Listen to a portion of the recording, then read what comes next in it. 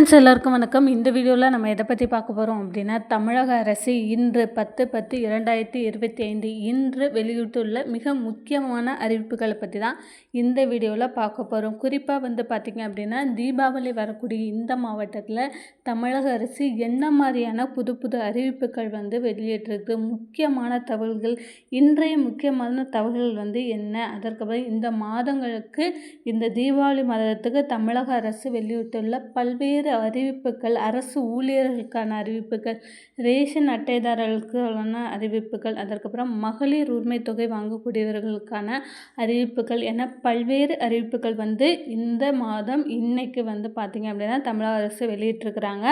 அதை பற்றின அப்டேட் தான் இந்த வீடியோவில் நான் உங்களுக்கு சொல்ல போகிறேன்.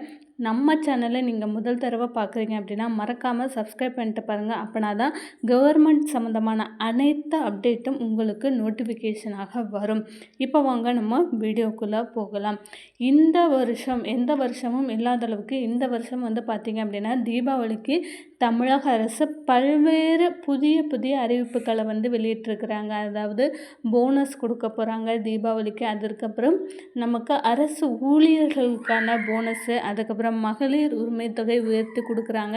இந்த மாதிரியான நிறைய அறிவிப்புகள் நான் இன்றைக்கி கொண்டு வந்திருக்கேன். இது பார்த்திங்க அப்படின்னா தமிழக அரசு வெளியிட்டுள்ள பல்வேறு அறிவிப்புகள், நடப்பு நிகழ்வுகள் எல்லாமே பார்த்திங்க அப்படின்னா இந்த வீடியோவில் நான் உங்களுக்கு சொல்கிறேன். ஸோ வீடியோவை ஸ்கிப் பண்ணாமல் கடைசி வரை முழுமையாக பாருங்கள். இப்போ பார்த்திங்க அப்படின்னா நமக்கு அடுத்த வருடம் நமக்கு 2026 தேர்தல் வரப்போகுது. ஸோ தேர்தல் அப்படின்னு ஒன்று வந்தால் அப்படின்னா நமக்கு பல்வேறு அறிவிப்புகள் தமிழக அரசு வெளியிடுவாங்க. கடந்த முறை வெளியிட்டது போலேயே கடந்த முறை பார்த்திங்க அப்படின்னா நகைக்கடன்லாம் தள்ளுபடி ஆச்சு. அதே மாதிரி இந்த தடவையும் நகைக்கடன் தள்ளுபடி, மகளிர் உரிமை தொகையை உயர்த்தி கொடுக்குறாங்க. ஸோ இந்த மாதிரியான நிறைய புதிய அறிவிப்புகள் வெளியாகிட்டு இருக்குது. ஸோ நம்ம ஒன் பை ஒன்னாக நம்ம ஒவ்வொரு அறிவிப்புகளையுமே பார்க்கலாம். இதில் ஃபஸ்ட்டு அறிவிப்பு அப்படின்னது என்ன அப்படின்னா, தமிழக அரசோட இந்த உரை இந்தியாவில் பொது விநியோக முறையில் புதிய மாற்றங்கள், அதாவது ரேஷன் கார்டில் புதிய மாற்றங்கள் கொண்டு வந்திருக்கிறாங்க. ஸோ என்னென்ன மாற்றங்கள் அப்படின்றது தான் சொல்ல போகிறோம். ஸோ வறுமை கோட்டிற்கு கீழே உள்ள குடும்பங்களுக்கு, அதாவது பிஹெச்எஸ் கார்டு, அதாவது நீங்கள் அரிசி, அதுக்கப்புறம் பருப்பு, எண்ணெய் போன்ற உணவுப் பொருட்கள் வாங்கக்கூடிய ரேஷன் அட்டைதாரர்களுக்கு பார்த்திங்க அப்படின்னா மானிய விலையில் வழங்கப்படும் உணவுப் பொருட்களின் மாதாந்திர ஒதுக்கீட்டை அதிகரிக்க அரசாங்கம் முடிவு செய்துள்ளது. இந்த மாற்றங்கள் அக்டோபர் 15 முதல் இந்தியா முழுவதும் செயல்படுத்தப்பட உள்ளன. அரிசி, கோதுமை மற்றும் பருப்பு வகைகள் அதிக அளவில் விநியோகிக்கப்படும் என்று கட்டுரை கூறுகிறது. அதாவது பார்த்திங்க அப்படின்னா நம்ம மாதாந்திரம் வாங்கக்கூடிய அரிசி, பருப்பு, எண்ணெய் இதோட அத்தியாவசிய பொருட்களுடைய அளவை அதிகரிக்கிறாங்க. அதாவது நமக்கு 5 கிலோ, ஒரு நபருக்கு 5 கிலோ அப்படின்ற விதத்தில் வாங்குகிறோம். ஸோ அக்டோபர் 15 முதல் அதை இன்க்ரீஸ் பண்ணி கொடுக்க போகிறாங்க. அதற்கான அரசாணை தான் பார்த்திங்க அப்படின்னா ஃபஸ்ட்டு. ஸோ இரண்டாவது பார்த்திங்க அப்படின்னா, தமிழ்நாட்டில் குடும்ப தலைவிகளுக்காக இருக்கும் பெண்களுக்கு மாதாந்திர உதவித்தொகை 1000 ரூபாய் வழங்கும் கலைஞர் மகளிர் உரிமை திட்டம் தொடர்பான முக்கிய அறிவிப்புகளை அரசு வெளியிட்டுள்ளது. தனி குடும்பத்தில் வசிக்கும் ஒரு பெண்ணுக்கு நிச்சயமாக மகளிர் உரிமை தொகை கிடைக்கும் என்று அறிவிக்கப்பட்டுள்ளது. இதற்கான அடிப்படை தேவை என்னவென்றால் அந்த பெண்ணுக்கு தனி ரேஷன் கார்டு இருக்கணும். ஸோ இது பார்த்திங்க அப்படின்னா செகண்ட் அப்டேட். இது வரைக்கும் நமக்கு தனி ரேஷன் கார்டு, ஒரு ரேஷன் கார்டில் ஒரே ஒரு நபர், வயதானவரோ இல்லை ஒரே ஒரு விதவை பெண், அந்த மாதிரி யாராவது ஒருத்தர் மட்டும் இருந்தாங்க அப்படின்னா இது வரைக்கும் அவங்களுக்கு மகளிர் உரிமை தொகை கிடைக்கல. ஆனால் இனிமேல் பார்த்திங்க அப்படின்னா அவங்களுக்கும் மகளிர் உரிமை தொகை கிடைக்கும் அப்படின்றத சொல்லியிருக்காங்க. அதற்கான அடிப்படை தேவை என்ன அப்படின்னா, உங்ககிட்ட ரேஷன் கார்டு இருந்தால் போதும், அதில் ஒரே ஒரு நபர் இருந்தால் கூட பரவாயில்ல, நாங்கள் ஒரே ஒரு நபராக இருக்கிறோம் அப்படின்னு நீங்கள் ஒரு மனு எழுதி கொடுத்தீங்க, உங்களுடைய ஸ்டாலின் முகாமில் நீங்கள் மனு எழுதி கொடுத்தீங்க அப்படின்னாலே உங்களுக்கு மகளிர் உரிமை தொகை கிடைத்துவிடும்.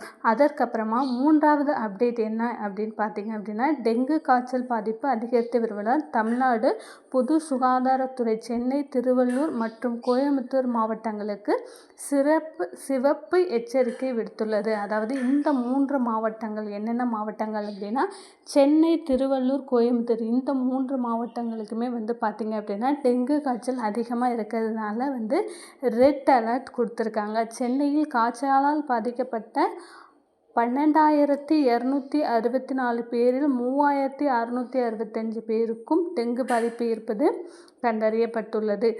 அதே போல் வந்து பார்த்திங்க அப்படின்னா திருவள்ளூர்லேயுமே வந்து 1,171 பேருக்கும், கோவையில் வந்து 1,278 பேருக்கும் டெங்கு பாதிக்கப்பட்டுள்ளது அப்படின்றத சொல்லியிருக்கிறாங்க. கடந்த 2-3 வாரங்களில் டெங்குவோட பாதிப்பு வந்து தமிழகம் முழுவதும் வந்து பார்த்திங்க அப்படின்னா அதிகரிச்சுட்டு வருது. ஸோ உங்கள் வீட்டில் உள்ள குழந்தைகளை பாதுகாப்பாக வச்சுக்கோங்க. இந்த மழைக்காலம் அப்படின்றதுனால நமக்கு தண்ணீர் அங்கங்கே தேங்கக்கூடிய இடத்துல உடனே அதை சுத்தம் பண்ணி வச்சிட்டிங்க அப்படின்னா டெங்குலேருந்து நம்ம தப்பிக்கலாம். 4வது அப்டேட் என்ன அப்படின்னு பார்த்தீங்க அப்படின்னா, தமிழக அரசின் தொழில் முனைவோர் மேம்பாட்டு மற்றும் புத்தாக்க நிறுவனம் சென்னையில் 13/10/2025 முதல் 17/10/2025 வரை நடைபெற உள்ளது. இதில் வந்து பார்த்திங்க அப்படின்னா எடிட்டிங் பயிற்சிக்கான, அதாவது வீடியோ மற்றும் புகைப்படம் எடுத்த எடிட்டிங் பயிற்சிக்கான பயிற்சி வகுப்புகள் வந்து நடைபெறுது. ஸோ இதை வந்து நீங்கள் பார்த்தீங்க அப்படின்னா www.edittn.in இந்த இணையதளத்துலேருந்து நீங்கள் பார்த்துக்கலாம். அதற்கப்புறமா 5வது அப்டேட் என்ன அப்படின்னு பார்த்தீங்க அப்படின்னா, குடியிருப்பு பகுதிகள், தெருக்கள் மற்றும் சாலைகளில் இருந்து ஜாதி பெயர்களை நீக்குவதற்கான வழிகாட்டுதலை உருவாக்க அரசு உத்தரவு பிறப்பிக்கப்பட்டுள்ளது. உள்ளூர் மக்களின் தற்போதைய சூழ்நிலை மற்றும் கருத்துக்களை பெற்று மதிப்பாய்வு செய்ய வேண்டும் என்று உத்தரவில் கூறப்பட்டிருக்கிறது. ஆதி திராவிடர் காலனி மற்றும் ஹரிஜன் வீட்டு வசதி பெயர்களை மாற்ற வேண்டும் என்று அரசாங்க உத்தரவில் கூறப்பட்டது. நவம்பர் 19 தேதிக்குள் இந்த பணியை முடிக்க அரசு உத்தரவு வெளியிட்டுள்ளது. இதுவுமே வந்து பார்த்திங்க அப்படின்னா ஒரு முக்கியமான தகவல் தான். ஸோ அடுத்த அப்டேட் என்ன அப்படின்னா, ஆரம்பத்துடன் 8 பெட்டிகளுடன் ஓடி வந்த வந்தே பாரத் ரயிலில் கோவில்பட்டி ரயில் நிலையத்தில் நிறுத்தம் பண்ணுறதுக்கான தெற்கு ரயில்வே ஒப்புதல் அளித்துள்ளது. இது வந்து பார்த்திங்க அப்படின்னா அக்டோபர் 9ஆம் தேதியிலிருந்து இந்த நிறுத்தம் வந்து நடைபெறும். காலையில் வந்து நெல்லையிலிருந்து காலை 5:05 மணிக்கு புறப்பட்டு காலை 6:38 மணிக்கு கோவில்பட்டியை வந்தடையும். இந்த ரயில் கோவில்பட்டியில் 2 நிமிடம் நின்ற பின்னர் காலை 6:40க்கு புறப்படும் அப்படின்றத வந்து சொல்லியிருக்கிறாங்க. ஸோ நெல்லையிலேருந்து புறப்படக்கூடிய இந்த வந்தே பாரத் ரயில் வந்து பார்த்திங்க அப்படின்னா காலை 6:38க்கு கோவில்பட்டி வரையும். அடுத்த அப்டேட் என்னன்னு பார்த்தீங்கன்னா, குரூப் 5A பிரிவில் காலியாக உள்ள 32 பணியிடங்களை நிரப்புவதற்கான அறிவிப்பை டிஎன்பிஎஸ்சி வெளியிட்டுள்ளது. பதவிகளுக்கான கல்வி தகுதி என்னென்ன, அதற்கப்புறமா இதற்கு யார் யாரெல்லாம் அப்ளை பண்ணலாம் அப்படின்றத டிஎன்பிஎஸ்சி வெப்சைட்டில் வந்து நம்ம செக் பண்ணி பார்த்துக்கலாம். ஸோ மேலும் தகவலுக்கு மறக்காமல் நம்மளுடைய சேனலை சப்ஸ்கிரைப் பண்ணுங்கள்.